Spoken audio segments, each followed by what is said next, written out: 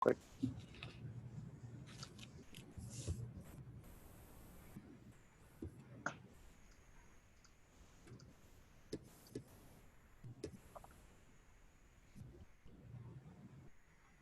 All right, welcome everyone. We've got some folks filtering in. We're just going to give a few minutes to let attendees join, and then we will get started.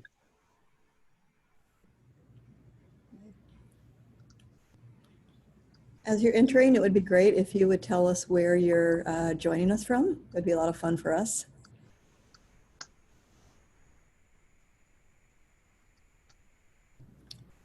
Kansas, Oregon, New York, West Virginia, San Antonio, DC, Falls Church, Louisiana, Minnesota, Ohio, New York. Wow. I think we've got the whole country here. Yeah, and just for housekeeping, we've got a couple of different panels for you to access and engage with us.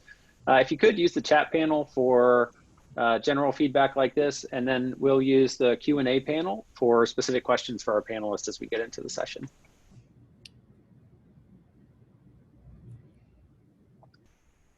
I just saw, really, looks like every single state. I saw Alaska. I'm not sure I've seen Hawaii, but they're coming by really quickly.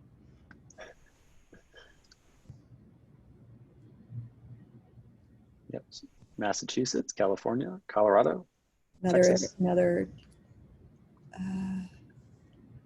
I can't talk today. Another Alaska, another Minneapolis, Canada. Welcome. Salt Lake City, Colorado, DC, Queens, Mississippi. Those just joining, we are just going to give a few minutes for folks to filter in, and we'll get started. If you could just let us know where you're joining from in the chat panel.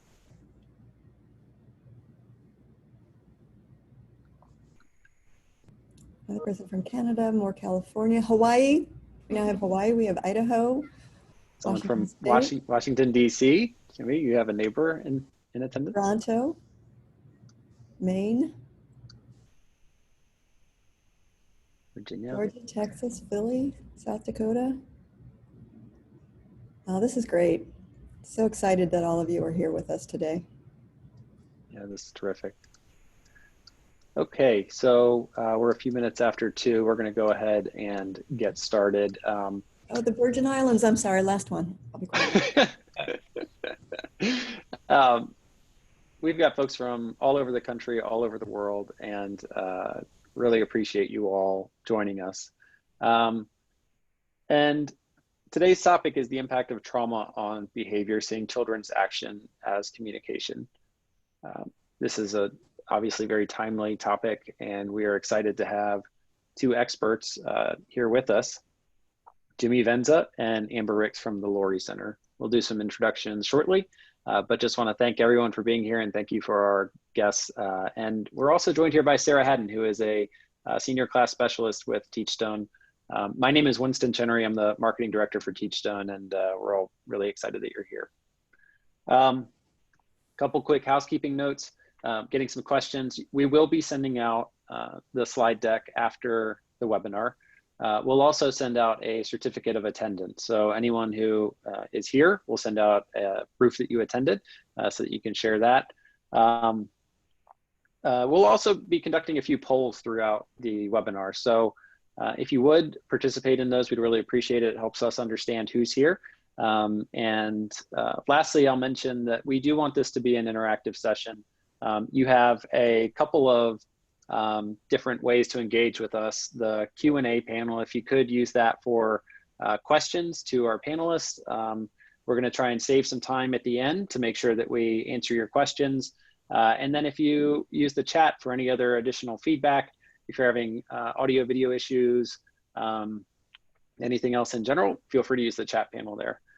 So with that, we'll go ahead and get started. So just a quick overview about Teachstone for those of you who are new to Teachstone. We're an educational company in Charlottesville, Virginia. We focus on ensuring that all students have access to life-changing teachers. We work with educators all around the country and all around the globe, and we are most commonly known as the publishers of class. So out of curiosity, I want to run a quick poll, and I'd like for you to let us know, how familiar are you with class?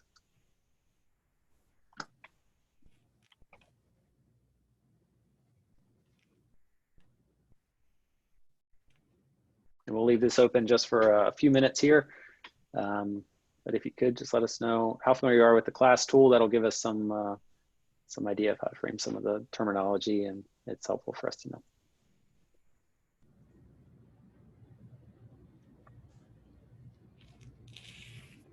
Okay, so we've got about 65% of the votes in. We'll give just another 10 seconds or so.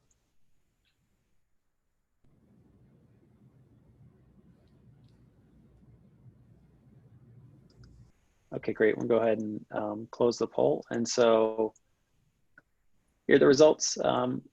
Most people are using class for assessment and professional development, which is great. Some are using class to collect assessment data, and some are not so familiar with class, and that's okay. I think the topics here are not going to be class specific; they're general, and I think that the information here will be valuable to you, regardless of your class familiarity.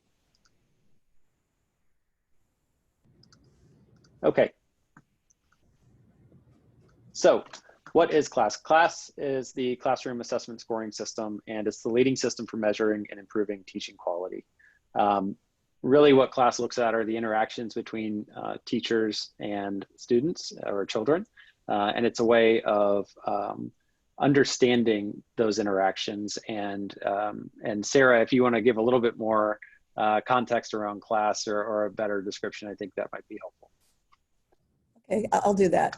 So as Winston said, CLASS stands for the Classroom Assessment Scoring System. It is a tool that allows us to look at the efficacy of teacher-child, teacher-student interactions.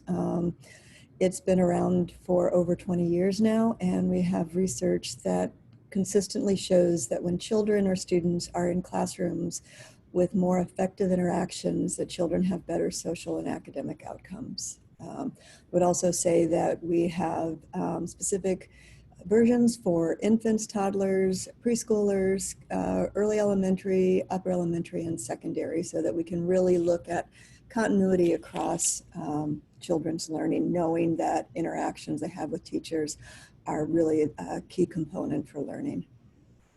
And I see some people saying they use it in their programs, which is great. Yeah, that's great. Okay. So quick check-in, type in the questions panel where you're from. We'll skip through that. We've already heard from where folks are from. If you haven't already, you could let us know. And then we're gonna run another poll. So I will set this up as a poll. Let's see here real quick. So how are you feeling today? Just let's get a quick check on how you're doing. On a scale of 1 to 5, 5 is not good at all, or 1 is not good at all, 5 is fantastic. That's good. And it's interesting, Sarah and I have been running these webinars for the past few months, and it's been really interesting to kind of see the trends in this data. And we're happy to note that we're seeing a lot more 4s and 5s these days than we are 1s and 2s. And there's been a steady progression, I think, to people feeling at least a little bit better.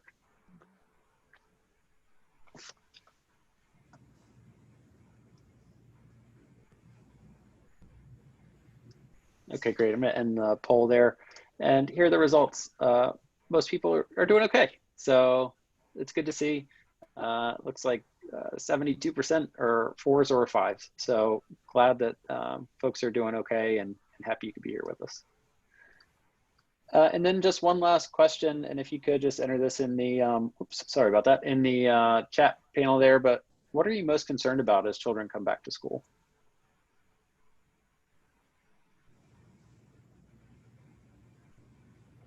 Getting sick, behavior. Social distancing, safety, anxiety, getting sick, spreading the virus, health and safety, yeah, behavior, wearing masks, misinterpreting behavior. That's, we'll be touching on that today for sure. Fear and anxiety, probably both on children and adults' behalf. Yeah. Logistics of how to open. Yeah, that's a really big one. Mhm. Yep. Yep. Trauma, overall mental health. It's on a lot of people's minds at Yeah. the moment, for sure.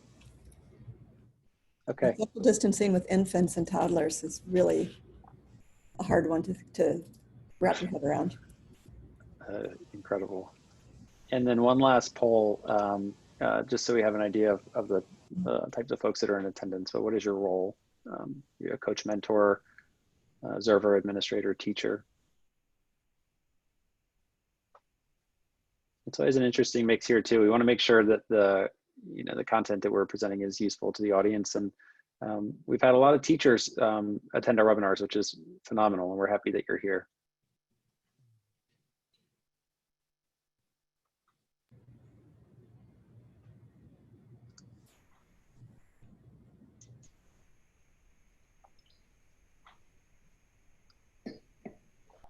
Okay, we'll go ahead and end that poll. So a good mix of folks here. We've got a good number of teachers, coaches, administrators, observers, and some folks doing other things. So welcome, everyone. Okay, so without further ado, I want to hand the mic over to Sarah, who's gonna introduce our panelists today, and I'll let them speak a little bit more about their backgrounds and what they do. Okay, thank you, Winston. As Winston said, I'm Sarah Haddon. I work on the research side of things here at Teachstone, but have spent all of my career really focused on the well-being of our most vulnerable children. And so this is a topic that's near and dear to my heart, and it makes me very happy to be able to introduce both Amber and Jenny. I've had the good fortune of visiting the Laurie Center a couple of times and know that they do great work. So without ado, Amber, would you introduce yourself? Hi, my name is Dr. Amber Ricks. I'm a psychologist at the Laurie Center, and so I provide psychotherapy to children and families from birth up until age 11. By training, I'm a school psychologist, and so I've recently begun to collaborate a lot with the Laurie Center's Head Start program in helping provide and coordinate trainings that focus on attachment and relationships and cultivating those as a means of helping kids learn and thrive. And I'm really excited to be here today. Thank you. Great. Jimmy? Yes, thanks, Sarah. And Amber understated that beautifully. So what a wonderful team member for our Laurie Center family. So I'm Jimmy Benza. I serve as Executive Director of the Laurie Center. I've been there now at our Laurie Center home for 17 years, and clinical psychologist by training. And the Laurie Center is a nonprofit organization with just such an important mission of helping improve the social and emotional health of young children and families. And we do that through prevention, intervention, education, and then also research and training.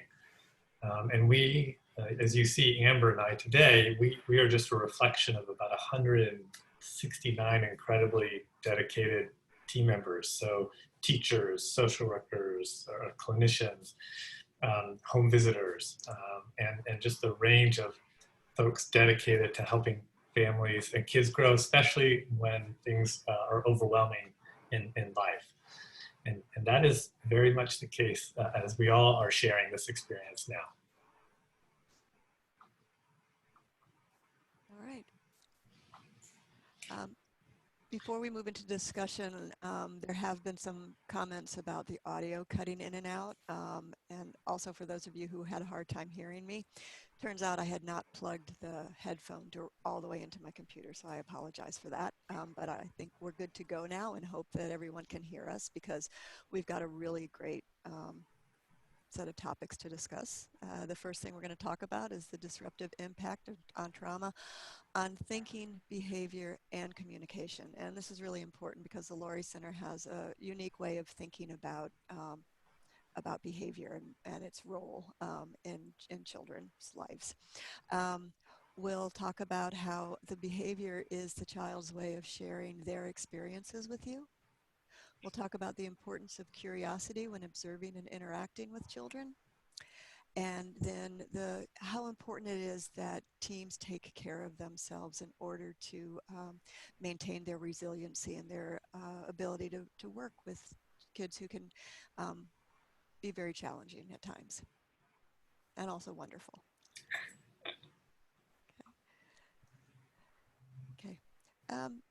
So if we didn't say this, my role is to be the moderator. And so what we're going to talk about first is I'm just going to ask Jimmy and Amber to talk about the impact of trauma on thinking, behavior, and communication. And you can tackle all three at once. You can tackle each as a separate topic. And I presume we'll have a nice conversation where we'll go back and forth. Yeah, Sarah, thank you. And you know, with Laurie Center, we have a tradition of when we meet new people, and there's a lot of you from across the country. And so first, we just wish you all well and to take good care at this time and take care of yourselves and each other. And our tradition is just to say thank you. We're all joined together in this shared work of caring for and educating and supporting children and families, and then caring for each other as we do that. And at this time of great strife, both health-wise, socially, and the pressures around what's going to come for the new school year, all those we'll highlight those as we go through, but it's just heroic effort that is about to happen and is already happening in places. And we just want to just take a moment just to really thank you for all the gifts and talents that you consistently bring through the years, and will bring and will be called on in a huge way this year to help our children and families. So thank you. Okay. Amber, I think the ball's in your court now. Great.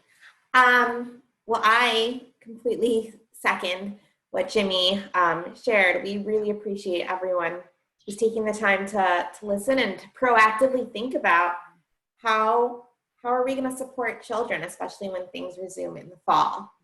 And given all of the stressors that have been going on, thinking about trauma, right? And so this idea of thinking how it disrupts systems, thinking, behavior, communication. One basic way of thinking of trauma is something that's really overwhelming to people being able to cope. And so all of your body, your brain's resources are directed towards getting through that traumatic experience or experiences. And as a result, the resources that are normally devoted towards regulating behavior or towards goal-driven behavior, towards learning, towards communicating, towards creating narratives, meaning, and stories that we use to organize our lives, all of those are kind of diverted to the basic functions of fight, flight, or freeze, right? Just kind of surviving. And so what happens afterwards is that people and children especially, because they are, many of them just beginning to learn how to use words and verbal cues to communicate what they're experiencing, lack the structure in place to be able to say, this happened to me, or this is how I'm feeling. And so trauma profoundly disrupts verbal communication, and it really disrupts behavior. But especially because the verbal communication isn't there, kids oftentimes will use behavior as their means of communication. So trauma has a really notable relationship with communication and behavior in that it really shifts it. And so those things look very different after trauma's occurred. Okay. Can either one of you talk a little bit about what kind of trauma we might be talking about? Yeah, Sarah. And I think we just saw a great example of what's on everyone's mind. And when you entered the chat box of what are you thinking about, what are you concerned about, and really safety was the major theme. Thousands of people wrote that, seemingly, and that. So really, when we're talking about something specific right now around a particular time in our country's history and with a pandemic. But we could also think about, early childhood trauma has been a public health crisis over the last several years. So that also we've been struggling with. And so now we're adding a layer of COVID-19 where there's actually physical safety. And I think how Amber highlighted where trauma is overwhelming. And part of that is because of the threat. The trauma involves a threat to yourself and your health, your well-being, and fundamentally. And that threat we're all facing together, and we're all thinking about being in a classroom where the children are bringing a threat, we as adults are bringing a threat, our administrators by coming into the building are bringing a potential threat. So I think we have that aspect, and then we have, as we've experienced in the last month or even more so, the pressing forward of the racism and the structural injustice. And that also now is another layer of overwhelming for many. And so, we're all thinking about how to create that wonderful learning environment. And these forces are so powerfully, as we say, disruptive they really counter the learning environment of being relaxed, relational, positive, nurturing, supportive. So that there is a huge opportunity here, and that's why we're so glad to talk about it with you. And I know you're all talking about it in your school communities, is we really want to just name these things. We want to name the trauma or the things that are potentially traumatic, the stressors. We just name them and talk about them together. One of the ways in which trauma and these adverse experiences make you feel as alone. They tend to make you feel like it's only you going through it, and it cuts off your connection to others. And what Amber and I here to really encourage is that's just one part of the story, but the other part is where connection is the way to overcome these things, and positive relational connections. Right, which does links to the class for those of you who are using class, where we really do look at those relationships that teachers form with the children whom they teach. We've had a couple of comments in here that I think might fit within here, and one was whether or not this would be considered complex trauma, what we're going through right now. And then related to that, as you were talking, it also made me think about just the cumulative effect. And we know that the Laurie Center didn't just open the other day. You've been around for a long time. So could you talk a little bit, especially when we think in terms of the pandemic, of the disproportionate impact it's had in communities of color, Native American tribes, et cetera? Great. So Jimmy spoke really very clearly about COVID, and then also racial trauma, which is especially salient for, it seems like, our whole nation right now. But then also these layer upon experiences that happened throughout a child's life, right? So there are potentially traumatic losses. There's intergenerational trauma. There's all sorts of abuses that kids often suffer. And so, yes, I do think that considering this a potentially complex traumatic event makes sense, especially when we know that kids who have experienced past traumas are more likely to have a difficult time during this experience. And so really kind of having a flexible lens. There are plenty of people who are going to weather this experience and be, you know, fairly fine, and not really have lasting symptomatology or lasting traumatic responses. But there is a really big number of children who, for whatever reason, experience this as an overwhelming experience they can't organize and that they have difficulty getting adequate supports for. And so I think there's no doubt that this is a hard time for everyone. So coming back and preparing to support everyone and being able to talk about and process this, but also especially being aware for those kids who this might be extra difficult and for whom this might represent a complex trauma or a layering of trauma upon what was already there. Mm-hmm. Mm-hmm. Yeah, I would just say that I would even extend that the complex trauma, like, whoa, is it complicated? I mean, it's the categories we have for these things, I think in this moment in time don't quite fit. And that's because we usually don't have threats coming in by every angle. Right. And that's the health related direct threat to, if you get sick, you don't know what's going to happen with that. So all the planning and all the, I think what we'll talk about even more in terms of later, the team care is building relational supports, knowing that this is just this more stress than we probably in this lifetime faced as a collective.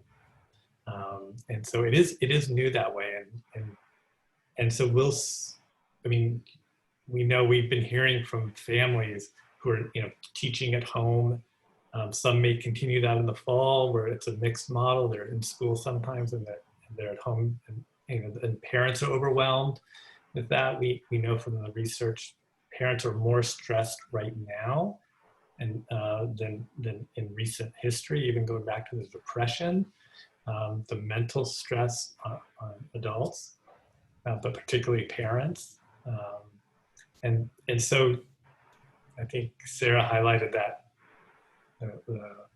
the layering or the cumulative stress. We know cumulative stress, at each layering of stress, it's that much more potentially disruptive. So for kids, one of the things we've talked about, Amber and I, is with the Teachstone team and Matt recently, was how do you help make sure that there's support for everyone, involved. So you as teachers need support, administrators need support, and that flows down, of course, to the students in the classroom or the children, and then of course the families too. Mm-hmm. But again, I think that's where there's real opportunity. We know the things that disrupt, but we also know the things that are protective factors and that and help us stay resilient in the face of these things. Okay. So one of the things, well, first I have to just say that somebody put in the chat box that teachers are essential and they're superheroes. And I think all of us whose pictures you see all agree that you are all superheroes and clearly you're essential. And just to echo what Jimmy and Amber said at the beginning of how much everyone is appreciating what you're doing and are continuing to do. But I'm jotting down questions, but I'm also thinking that one of the things we talked about here was that trauma impacts thinking, and Amber highlighted the issue with language, and the brain may just be so overwhelmed that children who have well-developed language can't verbalize. But what else happens in the brain when children experience stress?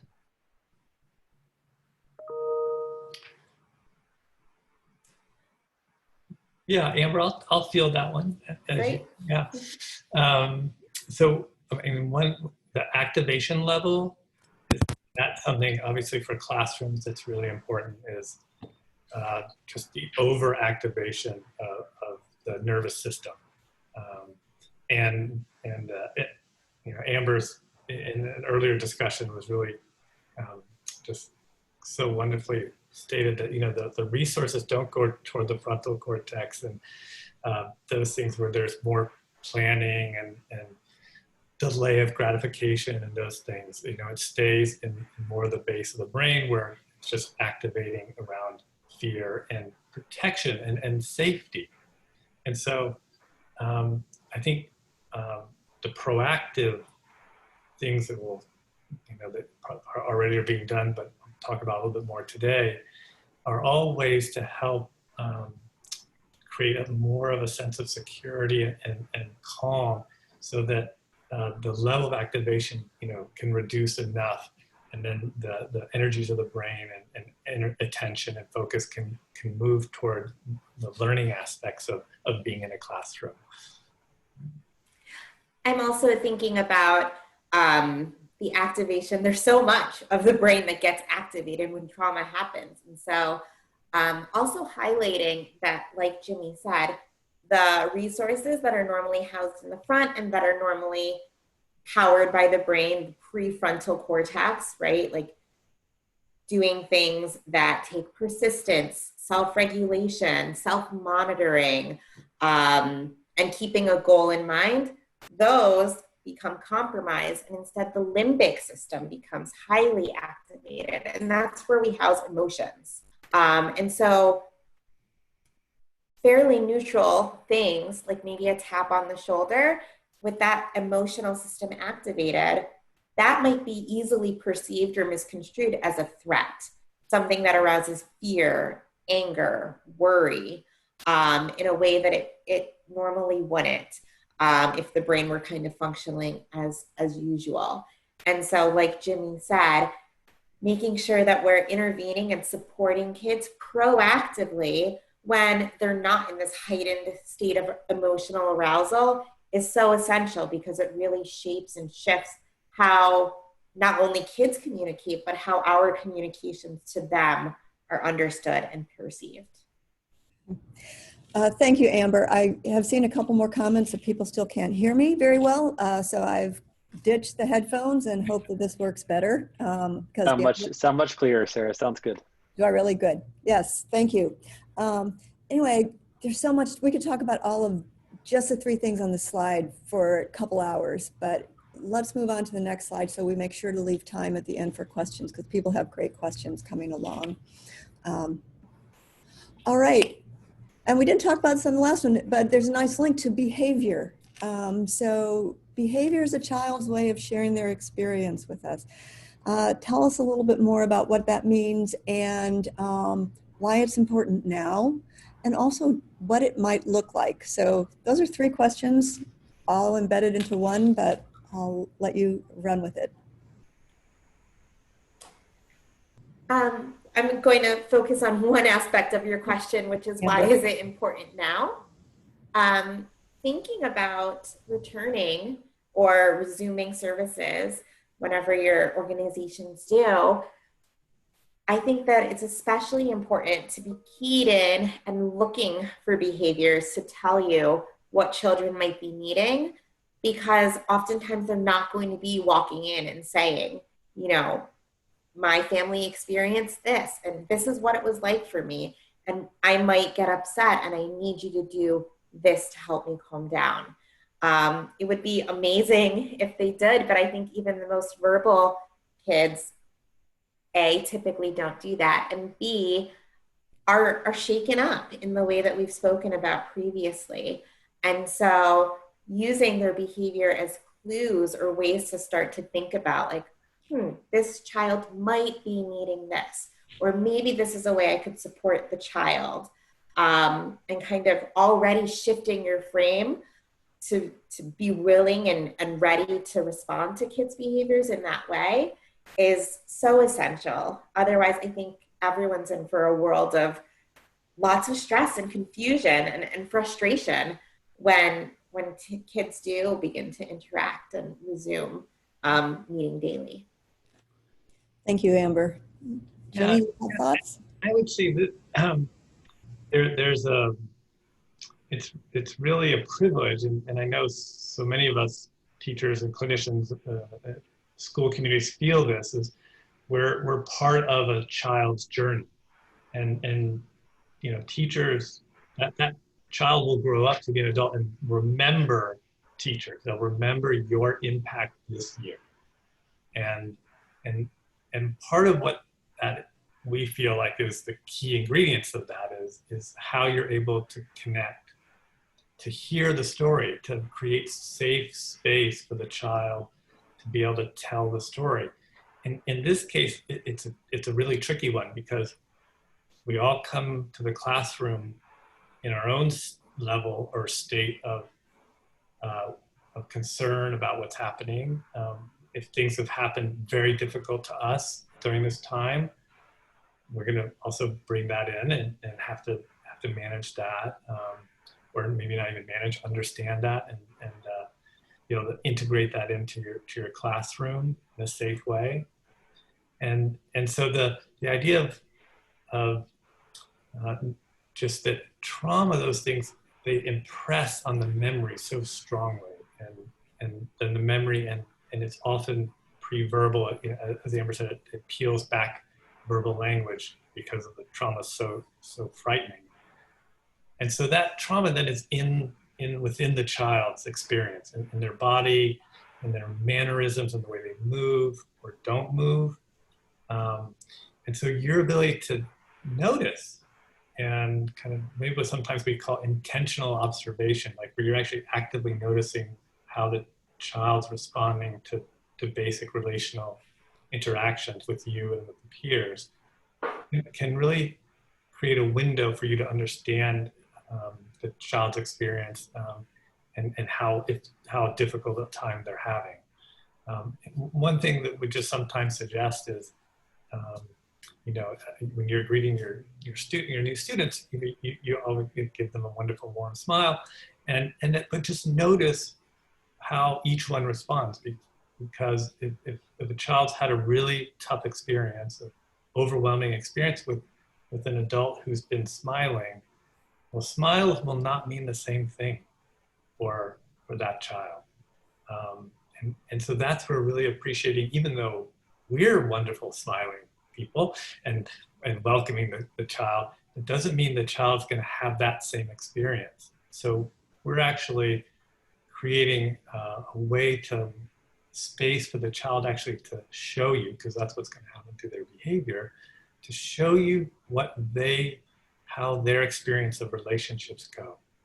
And then you'll be able to respond, I think, as Amber kind of highlighted, proactive response to this, and then being planned on how then to approach the child. Do you take a slow approach, or do you take an excited, kind of engaging approach? So again, it helps each child's story will be different. And so the ability for you to connect to each child individually to learn about that child's experience, and then be that reassuring, supportive presence that you're going to help calm and reassure. And then you're also going to support and encourage and help them master new learning. I appreciate that information, Jimmy. What's a good way for teachers to learn about the experiences that children had during the pandemic, during what for some kids has been a very long time out of school? And I'm just watching the chat box, and there are lots of things that have been happening with families just on our own group. So what's a good way to learn that information? Because the children probably aren't going to come in and say, well, first my mom got laid off, and then my dad got laid off, and then we had to move in with my grandma. So Jimmy and I have actually been talking a lot about this, because I think we're cognizant. Teachers have so much on their plates. Like, you all are so busy. And so, you know, I think of when I work with teachers, I always, you know, want to ask, like, what are you already doing? Or, you know, after I've suggested something, how do you think that would work? How does that sound? Because the last thing anyone needs is for people to be coming in and saying, do more things. So we always want to think about how to integrate these ideas and principles into what's already being done, because you do so much. So an example is just I remember being in school and there would be assignments like, tell me about your summer, right? And so maybe just expanding a little bit upon that prompt of this summer was really different than most summers for a lot of families. What was it like for you? What was it like for your family? And what helped? What was your favorite part of the summer? What was the hardest? And who did you talk to, or what did you do to help you get through the hard parts, right?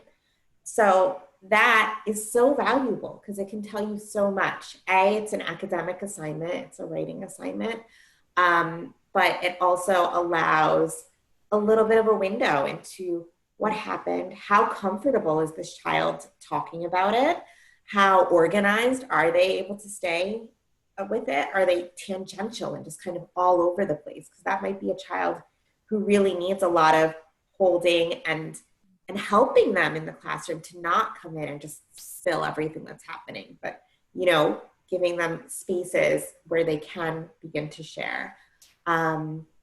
Additionally, those questions about like what helped or who helped you will help you as a teacher if there's a day when they're really upset or having a tough time, either to evoke a memory or to even, contact that person to help a child. And then also, thinking about the younger end, I'm thinking of kids who can write for this assignment, but even for younger kids, it's common to do sort of an about me packet that caregivers complete at the beginning of a year.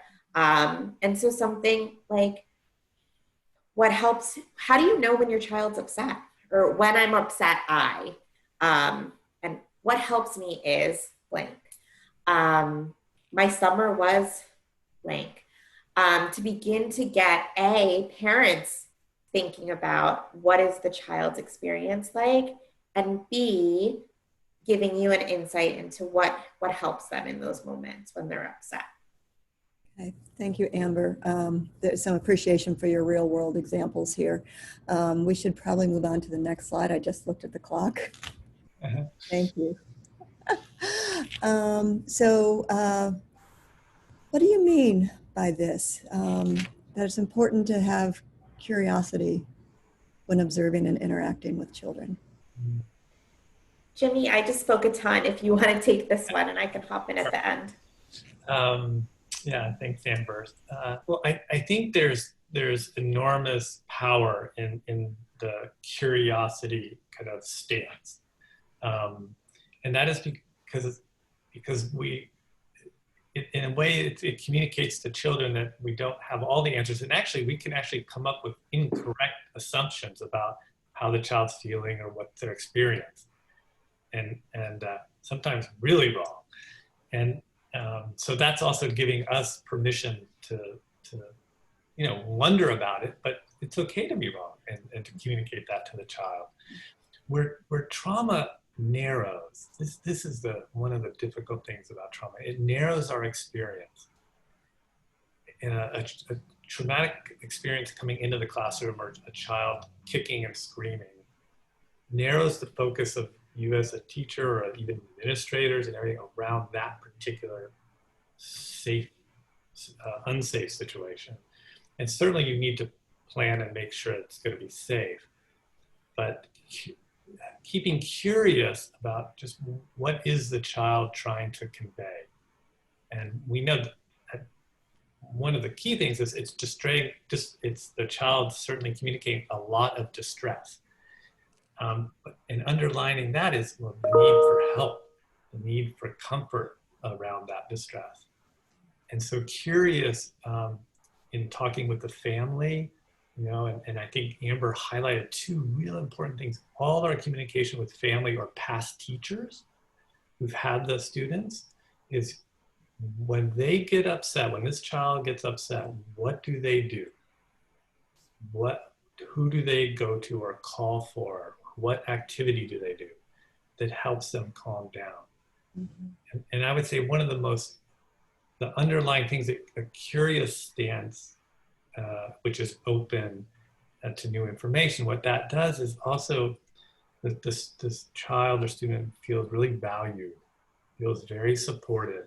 And that we know is the essential of the teacher-student relationship or what we might call the attachment relationship, where it's a relationship that's very specific meaning of, it's a relationship that provides comfort and soothing and also encouragement and support around new learning. And boy, there's going to be, I think, a lot of the reassuring and supporting and helping kids feel safe. I think a lot of the planning, obviously, the physical planning around cleaning and all that is actually part of creating physical safety. But the emotional safety is, right there as well. And so I think just curiosity is a really key aspect. Also, we all get overwhelmed by trauma. Trauma, it de-skills everyone, the best teachers, the best clinicians, and moments when you just feel like nothing I'm doing is working here for this kid. And I think that's again narrowing. And so that's why in your relational support network, keeping curious and other people keeping curious with you helps keep you reflective instead of getting stuck, because trauma's stuck. It's repetitive, stuck. And the way to help a child through that is, you might have one foot with the child's experience, so you're feeling stuck in a big way, but your other foot's not there.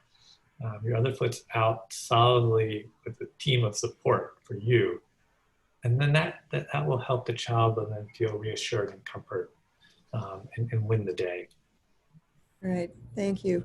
In the sake of time, I'm going to move on to the next one. You just mentioned relational climate or relational resources. So tell us a little bit about team care. Go ahead, Amber. Yeah. So like Jimmy said, when you have a child who is coming in and bringing and unpacking a lot of their traumatic experiences, it can be really stressful from a child who's just kind of maybe really isolated and distant and disconnects. That can be really troubling and worrisome as a teacher, to the child who puts it all out there and has meltdowns and tantrums that are really disruptive and unsettling, right? So all of that is a tough experience. It's hard for the child, clearly, but then it's also hard for you as someone who is there to support and help that child. And so the way in which you're able to continue to be a helper is by having a team or resources that help hold you in those experiences. And so thank you for the poll in the beginning. So we know that there are lots of different roles and people who are involved in schools and child care here. But it's important to think on multiple levels about how to get those resources so that you can keep being effective at helping kids. So for some people, it might look like a morning routine, right? That like includes meditation or a nice coffee. For other people, it's going to be having a friend who they can call on their ride home from work and talk to and decompress, or, a nice playlist. And those are all kind of like individual things, but then Jimmy always talks about team care at the Laurie Center.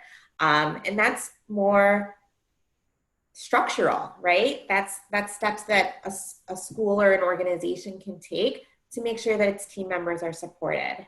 And again, some of it can be individual. If you have a colleague who you really enjoy talking with, building in time to make sure that you're, prepping together, and maybe being able to talk or process. But then also even beginning meetings. I love that, where are you on a 1 to 5 scale?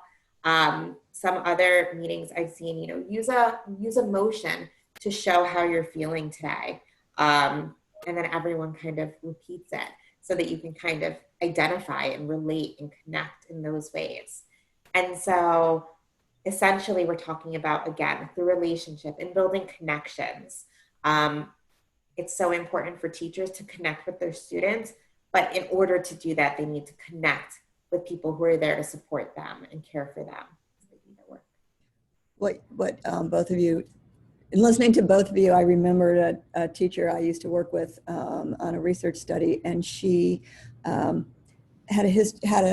she was very good with children who had lots of problems. And as a result, she had a lot of children with lots of problems in her classroom.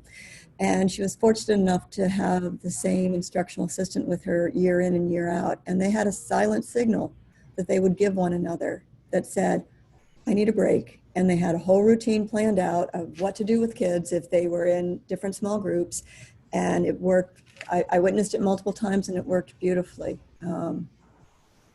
So yes, thank you both. We have 9 minutes left and we have tons of great questions, but I think a couple questions, I'm seeing a theme, and one of them has to do with the social distancing and the wearing of masks, and how can we build these strong relational climates when we are 6 feet away and we can't necessarily, lots of people have talked about how much they love to hug the students, and kids can't see us smiling if we've got a mask on. So what are your thoughts on how teachers can really help reassure children that they're safe and that this is a good, welcoming environment with social distancing in place? I would say the creativity of the group and teachers across and to school communities across the country and world will be called upon in enormous ways. We know that the visual eye contact and the facial expressions is such a key part of learning and co-regulation during the day, and that's really challenged with the math. I think one way in terms of hugging, there's a lot of comments, I think, also with hugging. So finding ways to mirror that as best we can. So for the hugging, you can, with the student or child, you can say, okay, I'm hugging you right now. So, and then the child can do the same. And so that you're doing a hug together, and so you're naming that this is to help comfort you, and we're going to do it together. So that's just one way of thinking about it. And I think it's so, I'm just glad those questions are coming up, because that's part of the proactive planning of what things, they'll depend on the diversity of your team, and they'll have, people will bring their own creative ideas, and kind of more formally have them loosely at least structured so that it's available to the whole school community. And so that will be a help. The more where it's a whole school effect, I think will be so comforting and reassuring. So it might look different in individual classrooms, but the more you can kind of get a general framework for your community, the more powerful the outcome. Yeah. Amber, did you have any thoughts on that? Also, again, trying to build this into what you're already doing. So is there a way to do a lesson maybe on germs or whatever it is, and then think about, like, if we're trying not to spread germs, but someone's upset, what can we do? What would feel good for you in those moments? Would a thumbs up? Would a hugging, each other separately help? Would a side hug? And kind of exploring and involving kids in talking about this, right? Like, whatever we do, it's going to be different. It's going to be new. And so saying, like, this might feel really weird at first, and it might feel kind of sad. You might miss how it was. I miss how it was. That's okay. We can be sad about it together. This is what we're doing for now, not forever, hopefully. And so again, normalizing those experiences and that sadness and that loss that we're all going through. And again, drawing connections, right? Not letting kids feel like, oh, I'm the only one who's struggling with the fact that I can't get a hug every day. But opening it up, making them know that we're in this together. Right. It's important. Right. Thank you, Amber, and thank you, Jimmy. And I know we're right about at time, and we need a few more minutes. There have been many comments about clear masks. So anyway, Winston, I'll turn it back over to you. Yeah, I've been kind of watching the clock and just like hoping we had more time because I think that there are so many great questions. And Any great. Jimmy and Amber, thank you so much for the insights and you know, and thank you for the audience for being here and being so engaged and for all that you do with your work with children. And it's a difficult time for sure. I think there are a lot of questions. The input that we're seeing from the chat panel is super helpful as well. You know, Sarah and I spend a lot of our time trying to figure out what resources to provide to you all. And so we will take this information and we'll use it. And so on that note, I'll go through a couple of other upcoming supports that we're working on. So interactions at the heart of healing is sort of the theme of these webinars. It's also the name of a new training series that we've developed. I wanted to just give a quick plug for some of the next webinars in our series. So next week we have Ioma Iruka from HighScope talking about becoming an anti-racist, anti-bias, trauma-informed educator. And then the following week, we'll have a discussion around relationship equity in the classroom. And then on the 29th, we're going to talk about promoting resilience and hope in times of trauma. So just like Jimmy and Amber, we've got some phenomenal experts that we're so excited to have in this webinar series, and they've been so gracious to lend their time. I'll send a link in the chat panel here, so that you can see more details and register for those webinars. And then also, I'll just give a quick plug. We are, as part of our attempt to provide really helpful training and resources to the field, we've developed a new trauma-informed care course, an online training with an optional transfer to practice webinars. You can take those concepts and we'll work with you individually to discuss how you can apply them to your practice. Jimmy and Amber were participants in the development of this course. And so one of the sections of the online course features Jimmy and Amber going into more detail about some of the types of concepts that we've discussed today. And Sarah has also been very involved in that course development as well. We're very, very excited about this. And it's an affordable online training. We think it'll be helpful for a lot of people. So I'm going to send the link to that as well for more information. And then one final plug from us is we have our first ever Teacher Summit. So we've been doing Interact for the last several years, and we had our first virtual Interact Summit this spring. The feedback was overwhelmingly positive. People really enjoyed getting together in a virtual setting and hearing from so many great thought leaders. And so in early August, we are going to have our second virtual Interact, this one specifically for teachers. So I just sent the link in the chat panel there for the Interact Teacher Summit. We would love if you could join us for that. It's a 2-day virtual conference, and all of the recordings from the sessions at Interact will be available after. So even if you can't make those 2 days, you can sign up and get all of that great content. And I think that's about it. I just wanted to say again, thank you. Oh, one other thing.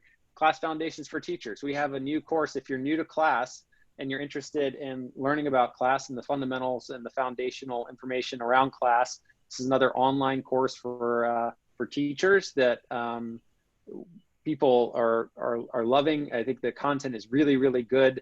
And so there's some really great training here too. So more information on that on the website. With that, I would just want to say thank you again to Amber and Jimmy and Sarah for facilitating the discussion. Thank you all for being here. This has been an amazing conversation. And I will leave one last poll on the screen, which is if you'd like more information about any of the training courses we've mentioned, the Trauma-Informed Care Training, Foundations course, Interact, any of that, we'd be happy to tell you more about it, but we will respect your privacy and we won't reach out to you. But if you would like to hear from someone at Teachstone for more information, I'll set up a poll real quick so that you can let us know if you would like someone to reach out and can talk to you more about those solutions. With that, I just want to say thanks again, and especially thank you to Jimmy and Amber. Yeah, thank you, Winston. Thanks, Sarah. And yeah, we thank everyone who joined us. Yeah. Thank you. And just some people are interested in whether or not they're going to get a certificate. You will indeed get a certificate for this. Yes. They'll probably tomorrow or the next day, it will be emailed to you with the recording. Is that accurate? That's right. Yeah, so we will send out an email with a certificate, the recording of the webinar, the slides, a bunch of other resources and information. So be on the lookout for that. And we hope you can join us over the next few weeks for another series of discussions. You know, the engagement of these is really, I think, phenomenal, and it's great to see so much feedback. And I think part of the value is just people kind of sharing ideas together and hearing from experts, and it's wonderful to see. Finally, take care as you go back into the classrooms. Please do. Take good care. Okay. Bye. Great. Thank you so much. Bye-bye. Bye, Winston. Okay.